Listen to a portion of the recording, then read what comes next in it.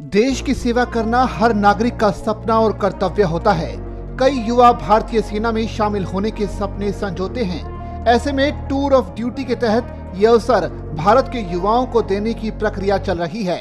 भारतीय सेना, नेवी और एयरफोर्स में अब जवानों की भर्तियां टूर ऑफ ड्यूटी के तहत की जाएंगी। इसमें यह प्रावधान किया गया है कि टूर ऑफ ड्यूटी के तहत युवाओं को 4 साल के लिए सेना में भर्ती किया जाएगा।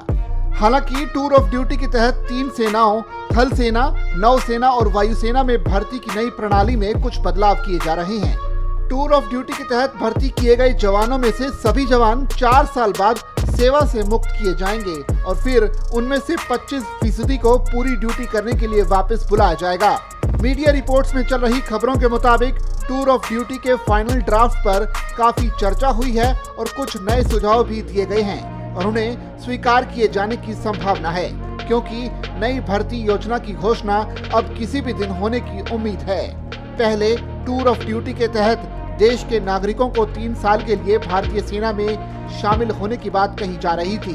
अब 4 साल की संविदा सेवा के बाद इन सैनिकों को सेवा मुक्त किए जाने के करीब 30 दिनों की अवधि के साथ उनमें से 25% को वापस बुला लिया जाएगा और शामिल होने की एक नई तारीख के साथ सैनिकों के रूप में फिर से भर्ती किया जाएगा।